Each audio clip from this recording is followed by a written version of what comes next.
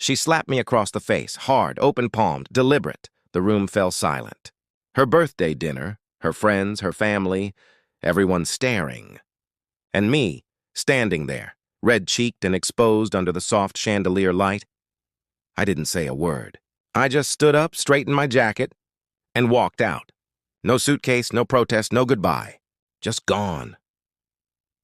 5 years ago, I thought I knew her. Elaine.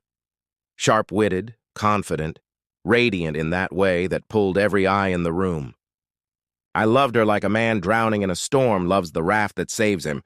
She used to say I was her calm in the chaos. I believed her. We built everything together. Late nights, planning her fashion boutique. I even cashed out my inheritance to fund it. We didn't have a prenup.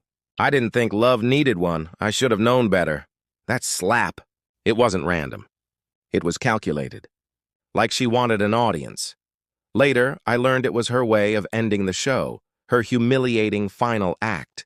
What followed were whispers I couldn't defend myself against. She told everyone I'd cheated, drained her savings, even hit her.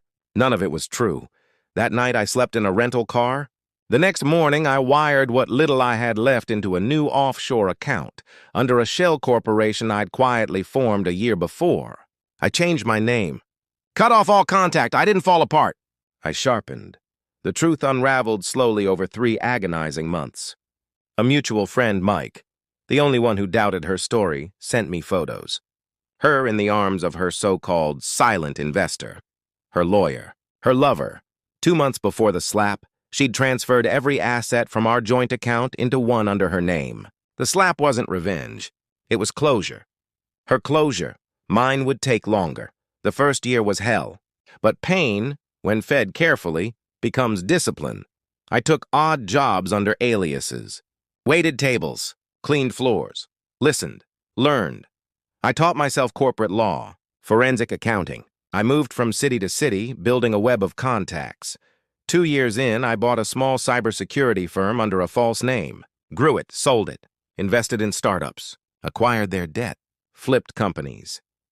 By year 4, I was silent money behind a chain of real estate ventures stretching coast to coast. Year 5, I got the invitation. Private Wealth Society, Elite Members Retreat, Fairfield Estate. My hometown? I almost laughed. She would be there. I knew it. That crowd was her drug. Old money, new money, fake smiles with sharp teeth. I accepted. The moment I landed, my phone buzzed. Breaking news. Ella Beaumont, local fashion entrepreneur and former socialite, found bankrupt and under investigation for fraud. Her boutique chain shuttered. Assets frozen. Shell companies traced to offshore accounts. My driver looked over and said, "Rough week for Mrs. Beaumont, huh?" I smiled. Couldn't have happened to a better person. She didn't recognize me at first. Not with the beard, the Italian suit, the new name. But my eyes gave it away. Her face went white. I was seated directly across from her at the long banquet table, almost poetic. The same setup as 5 years ago, only this time. I was the guest of honor, Luca Brandt, the host, toasted, "To the man who bought half of Tay's Group in a single weekend, our very own tech whisperer, Mr. Brandt." Tay's Group, the shell corporation that acquired her boutique's parent company 2 years ago. She'd lost everything, and never even saw the knife. After dinner, she cornered me, her voice shaking. "It's you.